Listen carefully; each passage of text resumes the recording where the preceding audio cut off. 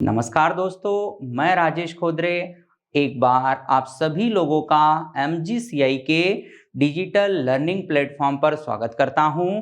आज हम यहां पर अपनी IMP क्वेश्चन सीरीज में केमिस्ट्री का एक और महत्वपूर्ण चैप्टर कार्बोक्सिलिक एसिड तथा यूरिया के लिए IMP क्वेश्चंस को लेकर आए हैं। तो आइए हम स्टार्ट करते हैं हमारे आज के इन IMP क्वेश्चंस को। तो हमारे पास यहां जो सबसे पहला क्वेश्चन है वो है ये। ठीक है, क्वेश्चन पढ़ते हैं। सबसे पहले, निम्नलिखित में से प्रबल अपचायक है। ठीक है, मैं इसको जल्दी से इंग्लिश में भी पढ़ देता हूं।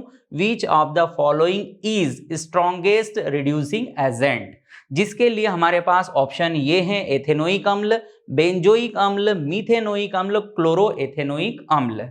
तो हमें इन अम्लों में से कौन सा अम्ल है जो कि अपचायक प्रकृति का मिलता है?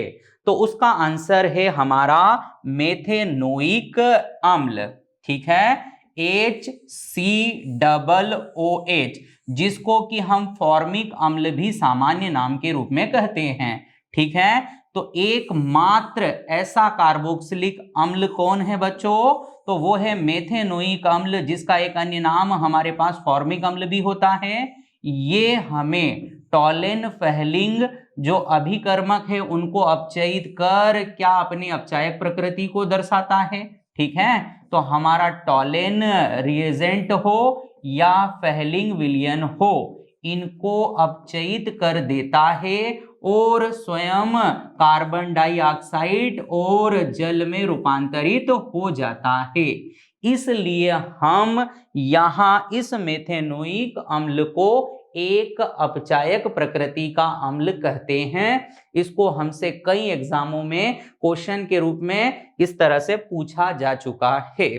ठीक है, तो ये हमारे लिए एक IMP क्वेश्चन हो गया कि हमें जब भी किसी अम्ल में किसी ऐसे अम्ल की पहचान करना हो जो अपचायक हो, तो वहां पर हम सूत्र के रूप में HCOOH देखेंगे, नाम के रूप में मेथेनोइक अम्ल या फॉर्मिक अम्ल। ठीक है, ये था हमारा पहला क्वेश्चन। आगे बढ़ते हैं, अगला क्वेश्चन जल्दी से यहां हम देखें। निम्न में से कौन सा सबसे दुर्बल अम्ल है? Which of the following is weakest acid?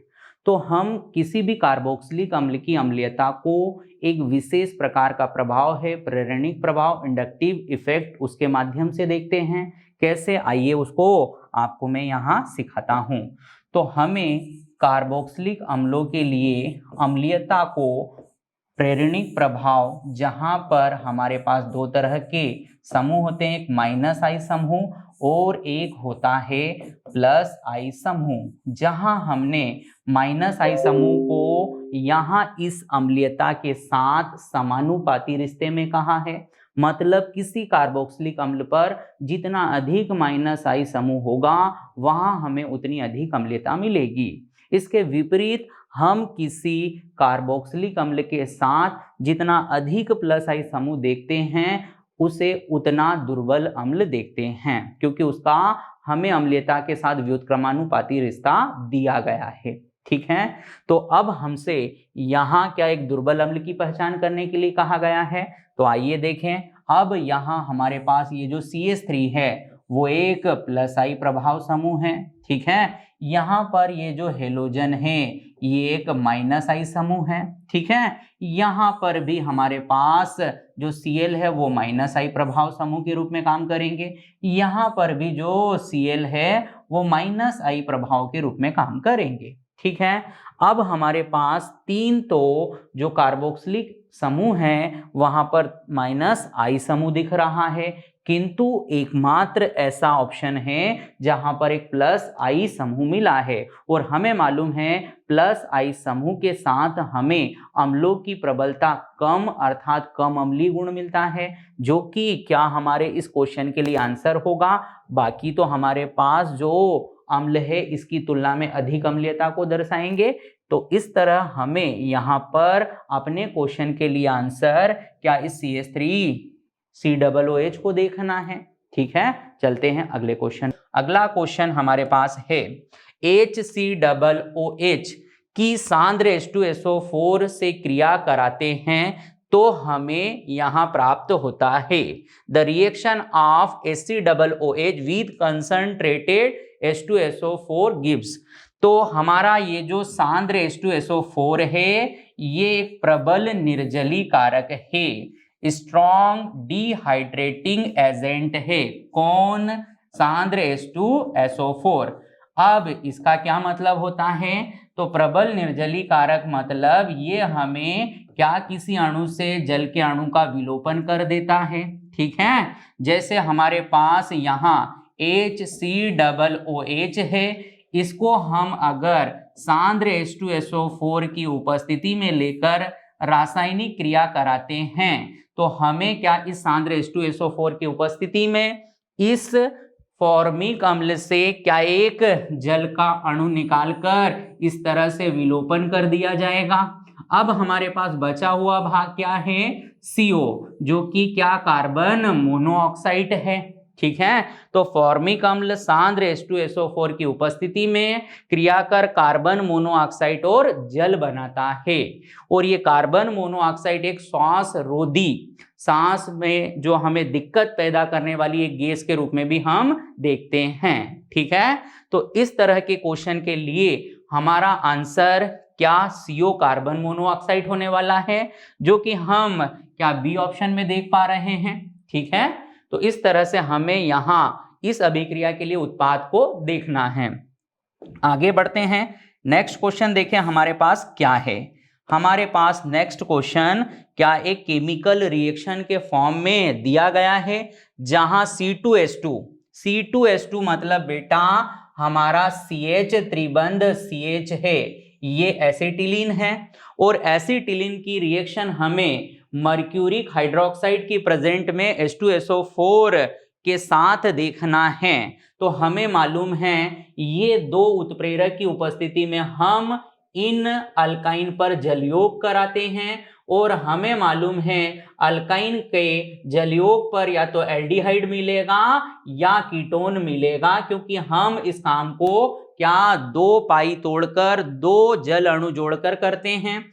और अगर हमारा एसिटिलीन है तो उससे हमें निश्चित ही क्या एल्डिहाइड मिलेगा। ठीक है, ये सारी बातों को हमने कक्षा के अंदर डिस्कस कर लिया है। ठीक है, तो आप सब जानते भी हो कि जब हम एसिटिलीन पर जलयोग करते हैं तो एसिटिल्डिहाइड मिलता है। इसके अतिरिक्त हमारे पास कोई और अल्काइन होता तो हमें उसके जलयोग पर कीटोन मिलता। ठीक है, और उतने ही कार्बन का कीटोन मिलता जितने का हम अल्काइन लेते। अब हमें मालूम है अगर मैं इस एसिटिल्डिहाइड का आगे क्या करा दूं, ऑक्सीकरण, तो मुझे इस एल्डिहाइड की कार्बन संख्या के बराबर कार्बन संख्या का अम्ल मिल जाएगा। ठीक है, एल्डिहाइड का क्या ऑक्सीकरण कर अम्ल देखते हैं और वो भी उतनी ही कार्बन संख्या का जितने का एल्डिहाइड है। तो हमारी रिएक्शन का लास्ट और फाइनल प्रोडक्ट क्या CH3COOH होगा। ठीक है, जिसका नाम हम एथेनोइक अम्ल कहते हैं। आइए हम अपना आंसर ढूंढ लें, और जो कि एक हमारा क्या है, अम्ल है। तो हमारे पास ए ऑप्शन में ही क्या हमारा आंसर मिल गया, एक अम्ल मिलेगा, एक एल्डिहाइड, एक कीटोन और एथेनॉल। तो हमारा सही आंसर होगा एन एसिड, एक अम्ल। ठीक है, अब हम आगे बढ़ते हैं अगले क्वेश्चन की ओर। अगला क्वेश्चन देखें हमारे पास यहाँ हेल-बोलार्ड जेलेंस्की अभिक्रिया होती है। ठीक है, Hell Volhard Zelinsky reaction is alpha हाइड्रोक्सिलीकरण, बीटा हेलोजनीकरण और बीटा हाइड्रोक्सिलीकरण और हमारे पास अल्फा हेलोजनीकरण। तो हमें क्या हेल-बोलार्ड जेलेंस्की को एक इंपॉर्टेंट रिएक्शन के रूप में देखना है, जो कि कैसे अम्लों से किस तरह से प्राप्त होती है हम देखें, ताकि हम इस तरह के क्वेश्चन को अगली बार हमें आए तो हम बिल्कुल कंफ्यूज ना होकर डायरेक्ट सीधा हमारा आंसर पहचान ले। तो हमें क्या हेल-बोलार्ड जेलेंस्की अभिक्रिया के लिए ऐसे अम्ल चाहिए जिनमें अल्फा हाइड्रोजन हो। ठीक है, हमें हेल-बोलार्ड जेलेंस्की अभिक्रिया उन अम्लों से मिलेगी जिनमें अल्फा हाइड्रोजन हो। ठीक है, हम इन अल्फा हाइड्रोजन की अभिक्रिया क्या हेलोजन से कराते हैं, किसकी उपस्थिति में, तो वो है लाल फास्फोरस की उपस्थिति में। ऐसा कर क्या हमें यहाँ अल्फा क्लोरो अम्लों के व्युत्पन्न मिलते हैं। इस रिएक्शन को क्या हम हेल-बोलार्ड रिएक्शन के रूप में देखते हैं। ठीक है, तो ये हेल-बोलार्ड रिएक्शन का क्या हमारा बेसिक कंसेप्ट होता है। अब हमें यहाँ पर एक जो कंफ्यूजन होती है वो ये कि हम किस तरह से अल्फा हाइड्रोजन को पहचाने एक अम्ल के लिए, तो उस काम को भी सीख लीजिए आप जल्दी से।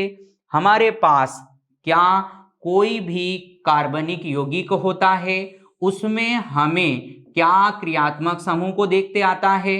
हम जो भी क्रियात्मक समूह हो उसको चाहे तो ब्रैकेट बना दे, चाहे तो उसके नीचे अंडरलाइन कर दे। अब इस क्रियात्मक समूह से जुड़ा हमारा किसी भी ओर का पहला कार्बन अल्फा कार्बन होता है, और अल्फा कार्बन पर ही हमें क्या जुड़े हाइड्रोजन को अल्फा हाइड्रोजन के रूप में पढ़ना है। ठीक है, तो हमें क्या अब किसी भी कार्बनिक यौगिक के लिए इस अल्फा कार्बन अल्फा हाइड्रोजन को पहचानने में कहीं भी कोई समस्या नहीं होगी, क्योंकि हमें कहा गया है कार्बनिक यौगिक का क्रियात्मक समूह देखिए, उससे जुड़ा पहला कार्बन अल्फा कार्बन, उस पर लगा हाइड्रोजन अल्फा हाइड्रोजन। अब गलती कहां होती है उसको भी जल्दी से देखकर हम अपने क्वेश्चन का सॉल्यूशन कर आगे की ओर चलेंगे। हम कभी कभी इस क्रियात्मक समूह के कार्बन को ही अल्फा मान लेते हैं, वो तरीका गलत है। क्रियात्मक समूह का कार्बन कभी अल्फा कार्बन नहीं होता। कभी कभी हम क्या करते हैं, इस तरह से हमारा क्रियात्मक समूह हो गया, उससे लगा हाइड्रोजन को हम अल्फा हाइड्रोजन मान लेते हैं। ये भी क्या है, गलत, क्योंकि हमें अल्फा कार्बन पर अल्फा हाइड्रोजन मिलेगा, खाली अकेले अल्फा हाइड्रोजन कभी भी प्राप्त नहीं होगा। तो इस तरह की गलती ना करें तो हम क्या अपने रिएक्शन को बहुत अच्छे से सॉल्व करा सकते हैं। ठीक है, तो अब हम अपने क्वेश्चन की बात करें तो यहाँ हमारे पास जो क्वेश्चन है उसमें हमें क्या इस हेल-बोलार्ड जेलेंस्की को किस तरह की अभिक्रिया कहना है उसको बताना था। तो ये रिएक्शन लिखी है, मैंने क्या किया, अल्फा हाइड्रोजन को क्या हेलोजन से प्रतिस्थापित कर जोड़ा है, और जब इस तरह का हम काम करते हैं तो उसको हम अल्फा हेलोजनीकरण कहते हैं। ठीक है, इंग्लिश में अल्फा हेलोजनेशन। ठीक है, क्योंकि अल्फा हाइड्रोजन को रिप्लेस किया जा रहा है एक हेलोजन से। ठीक है, तो आई होप आप सबको यहां समझ में आया हो कि हम हेल-बोलार्ड जेलेंस्की अभिक्रिया को एक किस तरह की केमिकल रिएक्शन के रूप में पढ़ते हैं। ठीक है, आगे बढ़ते हैं। हमारे पास अगला क्वेश्चन है, कौन सा यौगिक केनिजारो अभिक्रिया देता है। ये एक मोस्ट इंपॉर्टेंट क्वेश्चन है जो कि ऑर्गेनिक केमिस्ट्री से हमको पूछा जाता है। तो बहुत सिंपल इसका आंसर कर देता हूं मैं आपके लिए, देखें कैसे हम केनिजारो अभिक्रिया के लिए अपने आंसर को ढूंढे। तो सबसे पहले तो हमें मालूम होना चाहिए कि ये जो केनिजारो अभिक्रिया है हमें उन कार्बनिक यौगिक से मिलती है जिनमें CHO क्रियात्मक समूह हो, अर्थात ये हमें एल्डिहाइड प्रकार के कार्बनिक यौगिकों से मिलती है। ठीक है, बट उसमें भी एक कंडीशन के साथ। ठीक है, सारे एल्डिहाइड हमें केनिजारो अभिक्रिया दे जरूरी नहीं है, हमें केवल वे ही एल्डिहाइड केनिजारो अभिक्रिया देंगे जिनमें अल्फा हाइड्रोजन अनुपस्थित हो। ठीक है, अनुपस्थित बोल रहा हूं, इस बात का आपको विशेष ध्यान रखना है। ठीक है, ऐसे एल्डिहाइड जिनके पास अल्फा हाइड्रोजन अनुपस्थित हो उनसे हमको केनिजारो अभिक्रिया मिलती है, और हमें केवल इस तरह के एल्डिहाइड की पहचान करने का ही क्वेश्चन आता है। और मैंने अभी थोड़ी देर पहले आपको अल्फा हाइड्रोजन कैसे देखना है सिखा दिया है, तो शायद इस क्वेश्चन का हम आंसर बहुत इजीली कर जाएंगे। तो मैं इनके जरा आपको फॉर्मूला लिख देता हूं। प्रोपेन एल्डिहाइड जिसके लिए हम CH3 CH2 CHO लिखते हैं फॉर्मूला, और फॉर्मेल्डिहाइड का फॉर्मूला HCHO होता है। ठीक है, ये हमारा ए ऑप्शन हो गया। ये बी के लिए, ये सी हमारे पास ब्रोमोबेंजीन है, तो ब्रोमोबेंजीन के लिए स्ट्रक्चर हम कुछ इस तरह से लिखते हैं। ठीक है, ये हो गया हमारा ब्रोमोबेंजीन। ठीक है, और हमारे पास लास्ट है एसिटेल्डिहाइड। ठीक है, जो कि CH3CHO है। ठीक है, अब हम ए ऑप्शन की बात करें, क्या केनिजारो मिलेगा? तो हम कहते हैं यहाँ केनिजारो नहीं मिलेगा, क्योंकि ये तो हमारा क्रियात्मक समूह, ये हो गया अल्फा कार्बन और उस पर हमें अल्फा हाइड्रोजन दिख रहा है, और हमने कहा कि ये वो एल्डिहाइड देंगे जहां अल्फा हाइड्रोजन नहीं हो, मतलब हमें इससे केनिजारो नहीं मिलेगी। क्या हम फॉर्मेल्डिहाइड की बात करें तो ये क्रियात्मक समूह, इसमें कोई अल्फा कार्बन नहीं है, मतलब कोई अल्फा हाइड्रोजन नहीं होगा, और ये एल्डिहाइड है, मतलब यहाँ केनिजारो अभिक्रिया मिलने वाली है। ठीक है, अब बात करूं ब्रोमोबेंजीन, तो ये तो हमारी इस रेस में ही नहीं है, क्योंकि हमें यहाँ एल्डिहाइड से केनिजारो देखना है, और ये तो कोई एल्डिहाइड नहीं है, मतलब ये आंसर नहीं होगा। फिर लास्ट ऑप्शन है एसिटाल्डिहाइड, जहां ये क्रियात्मक समूह, ये हमारा अल्फा कार्बन, जहां पर अल्फा हाइड्रोजन है, इसका मतलब केनिजारो नहीं देगा, तो हमें क्या अपना आंसर मिल गया है, जो कि फॉर्मेल्डिहाइड है। ठीक है, क्लियर? आगे बढ़ते हैं, अगला क्वेश्चन देखें हम यहाँ पर। अगला क्वेश्चन हमारे पास है CH3COOH व NH3 के मिश्रण को तप्त एल्यूमिना पर प्रवाहित करने पर बनने वाला उत्पाद। ठीक है, the product obtained on passing a mixture of acetic acid and ammonia over heated alumina is. ठीक है, तो इस रिएक्शन में हमें थोड़ा ध्यान रखकर काम करना है, क्योंकि यहां इस रिएक्शन को हमें दो तरह से पूछा जाता है, और दोनों बार हमारा जो प्रोडक्ट है वो अलग अलग मिलता है। तो हमें यहाँ किस बात का विशेष ध्यान रखना, आइए उसे सीखें। तो हम यहाँ सबसे पहले एसिटिक अम्ल लेते हैं। इस एसिटिक अम्ल की रिएक्शन क्या हम अमोनिया से कराते हैं। ठीक है, ऐसा कर हमें क्या सबसे पहले यहाँ पर अमोनियम लवण मिलेगा। क्या मिलेगा? अमोनियम लवण।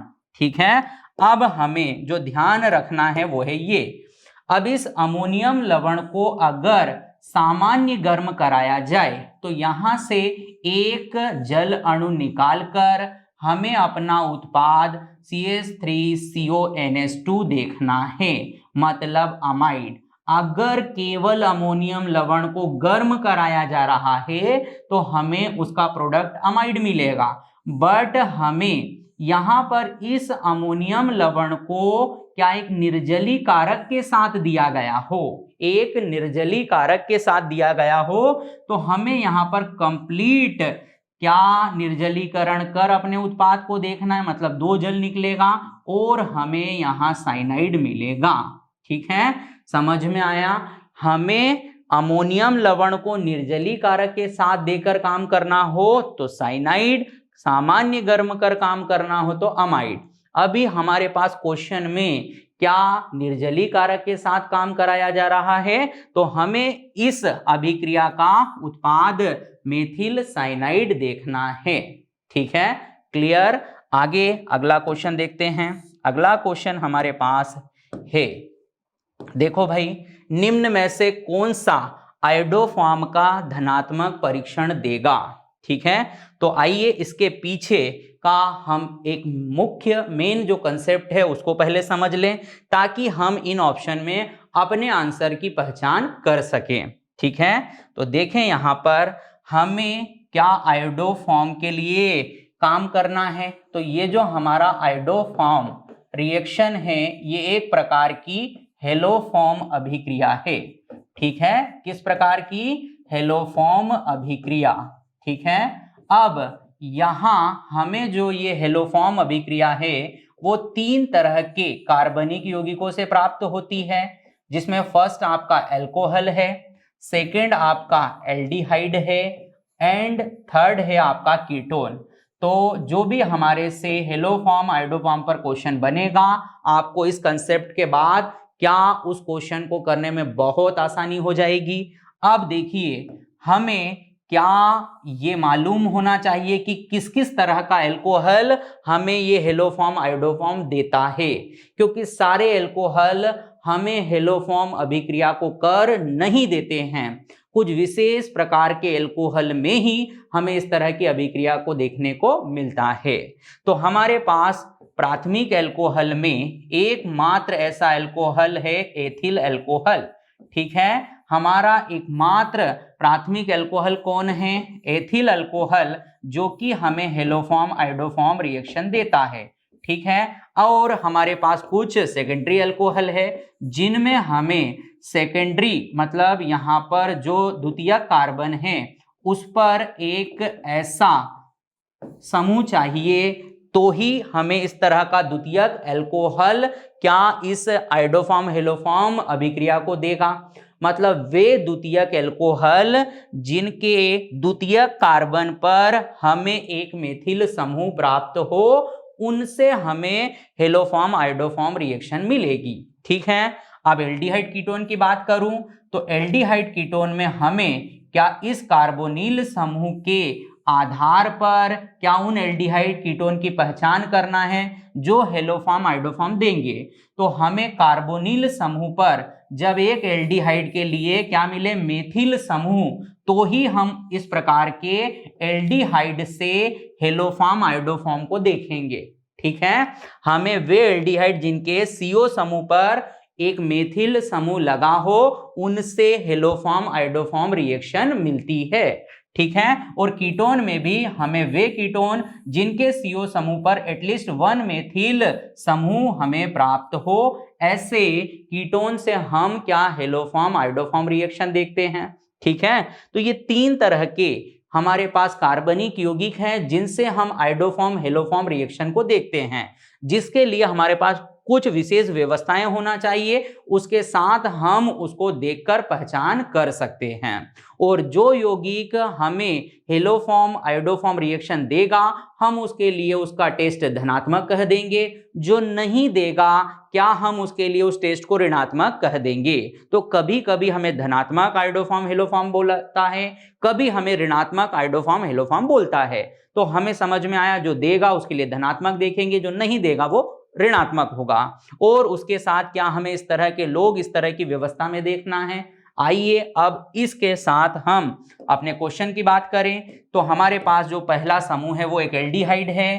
क्या हमें इस एल्डिहाइड के CO समूह पर CH3 मिल रहा है? हाँ, मतलब ये हमारा करेक्ट आंसर होगा। ठीक है, सेकंड चलते हैं। सेकंड में हमारे पास क्या एक एल्कोहल है। एल्कोहल में वह एल्कोहल है क्या जहां हमें क्या आयोडोफॉर्म हेलोफॉर्म मिल सकता है? हाँ, ये प्राथमिक एल्कोहल में एथिल एल्कोहल है जो कि हमें हेलोफॉर्म आयोडोफॉर्म देता है, तो ये भी हमारा करेक्ट आंसर है। ठीक है, अब हम C की बात करें। क्या ये कीटोन है? कीटोन का CO समूह देखना, उस पर हमें क्या एक मेथिल समूह चाहिए जो कि हमें दिख रहा है, मतलब ये कीटोन से भी हेलोफॉर्म मिलेगा। अब लास्ट वन हमारा क्या है? ऑल ऑफ दिस, मतलब क्या ये सभी हमें इस आयोडोफॉर्म हेलोफॉर्म को देंगे? तो हमारा आंसर होगा बिल्कुल। तो हमारे पास इस क्वेश्चन के लिए आंसर क्या ऑल ऑफ दीज होने वाला है। और इसके पीछे का कंसेप्ट भी हमने समझ लिया कि कौन से एल्कोहल, कौन से एल्डिहाइड, कौन से कीटोन हमें आयोडोफॉर्म हेलोफॉर्म देते हैं। और हमारा एकमात्र हेलोफॉर्म आयोडोफॉर्म ऐसा है जिसके साथ हमें पीला अवक्षेप देखने को मिलता है। इस बात को भी हम दिमाग में रखेंगे। चलते हैं अगले क्वेश्चन पर। देखें हमारे पास अगला क्वेश्चन क्या है। अगला क्वेश्चन हमारे पास है, सबसे प्रबलतम अम्ल का pKa मान दिया हुआ है, हमें उसको क्या इन pKa के आधार पर पहचानना है। ठीक है, सबसे प्रबलतम अम्ल कौन है, इन pKa मान के आधार पर पहचानना है। तो इसके लिए कंसेप्ट अपने दिमाग में हमेशा आप रखिए। तो वो क्या है, अम्लीयता को हम Ka से जब देखते हैं तो वो समानुपाती रिश्ते से देखते हैं। Ka हमारा अम्ल का आयनन स्थिरांक होता है और अम्लीयता के साथ pKa का हमें व्युत्क्रमानुपाती रिश्ता देखना है, क्योंकि pKa का ऋणात्मक लघुगुणक होता है।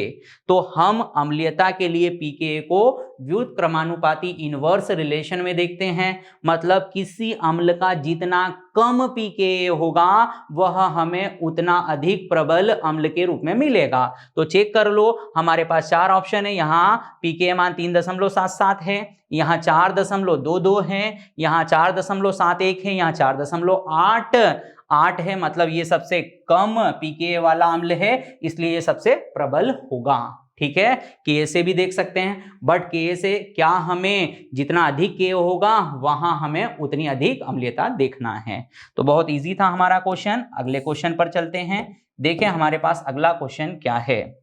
हमारे पास अगला क्वेश्चन है यूरिया है। ठीक है, यूरिया इस अम्लीय होता है, क्षारीय होता है, उदासीन या दोनों। तो मैं यहां आपको यूरिया की जो प्रकृति है उसके स्ट्रक्चर से समझाता हूं।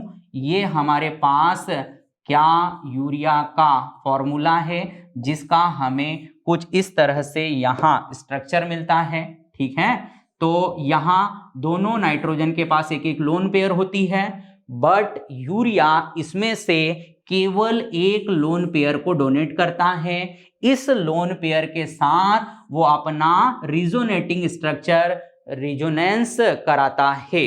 ठीक है, अनुनाद अनुनादी संरचना बनाता है।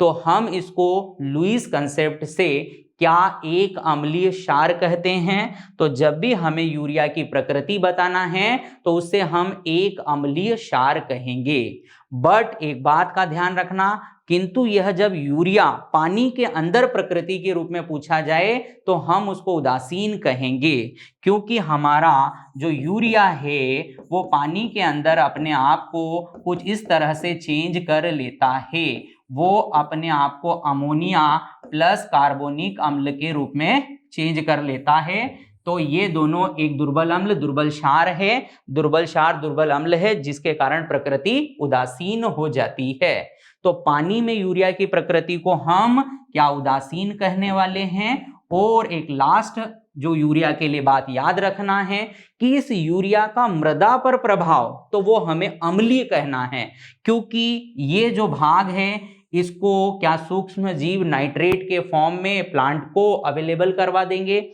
और ये बचा हुआ भाग क्या हमें मृदा के ऊपर अपना प्रभाव देगा, जो कि कैसा होगा, अम्लीय। तो मृदा पर यूरिया का अंतिम जो प्रभाव हम देखते हैं वो अम्लीय है। तो हमें इन 3 बातों को क्या अलग अलग तरह से क्वेश्चन के रूप में दिया जा सकता है, तो हमें वहां किस बात के लिए किस तरह का आंसर कहना है, यहां से सीखकर काम करना है। ठीक है, तो अभी हमारा क्वेश्चन था यूरिया है, तो उसके लिए हमारा आंसर है क्षारीय और बेसिक। ठीक है, चलते हैं अगले क्वेश्चन पर। अगला क्वेश्चन देखें हमारे पास। अगला क्वेश्चन है यहाँ, यूरिया की क्रिया हाइड्रेजिन से कराते हैं तो हमारा उत्पाद बनता है। तो ये है हमारा यूरिया, और हम इसकी क्रिया किससे करा दें, हाइड्रेजिन से, जिसका फॉर्मूला NH2NH2 है। तो यहां से एक H और NH2 क्रिया कर अमोनिया के रूप में बाहर हो जाएगा। ठीक है, और हमें क्रिया के बाद NH2CaNH NH2 मिलेगा, जो कि हमारा सेमी कार्बेजाइड होता है। क्या होता है, सेमी कार्बेजाइड। तो यूरिया हाइड्रोजन से क्रिया कर क्या बनाता है, सेमी कार्बेजाइड। ठीक है, यूरेथीन हमें किससे मिलेगा, तो यूरिया की क्रिया जब हम एथिल अल्कोहल से कराते हैं तो यूरेथीन बनता है। बायूरेट 2 यूरिया अणु धीमे धीमे गर्म कर क्या आपस में जुड़कर अमोनिया अणु निकालकर बायूरेट बनाते हैं। ठीक है, तो हमारा यहाँ पर आंसर क्या हो जाएगा, सेमी कार्बेजाइड। ठीक है, आगे बढ़ते हैं, अगला क्वेश्चन देखते हैं। अगला क्वेश्चन हमारे पास है, यूरिया को धीरे धीरे गर्म करने पर बनता है। तो जब हम यूरिया को बेटा कैसे गर्म करते हैं, धीरे धीरे, तो यूरिया के 2 अणु आपस में क्रिया कर एक अमोनिया अणु निकाल कर क्या हमें आपस में जुड़कर बायूरेट बना कर देते हैं, जिसका फॉर्मूला NHCO हमारे पास यहाँ NHCONH2 के रूप में होता है। ठीक है। तो जब हम यूरिया को धीरे धीरे गर्म करते हैं तो हमें उससे बायूरेट मिलता है, बट अगर यूरिया को हमें क्वेश्चन में तेजी से गर्म कर दिया गया हो तो हमें वहां पर साइनिक अम्ल मिलेगा। तो हमें देखना है कि यूरिया को किस तरह से हमें ताप के साथ दिया गया है। अभी हमें यहाँ पर धीरे धीरे गर्म कर बोला गया है, जिसके लिए हमारे पास आंसर क्या बायूरेट होने वाला है। ठीक है, चलते हैं अगले क्वेश्चन पर। अगला क्वेश्चन हमारे पास यहाँ है, किस रंगहीन कार्बनिक यौगिक NaNO2 व HCl के साथ अभिक्रिया करने पर एक क्रिस्टलीय ठोस प्राप्त होता है तथा बुदबुदाहट के साथ गैस निकलती है। तो हम यहाँ पर वो कार्बनिक यौगिक को क्या यूरिया के रूप में देखते हैं, जिसकी हम नाइट्रस अम्ल से जब क्रिया कराते हैं तो हमें उसके क्रिया के परिणाम स्वरूप N2 गैस, वहां से H2O और CO2 की प्राप्ति होती है।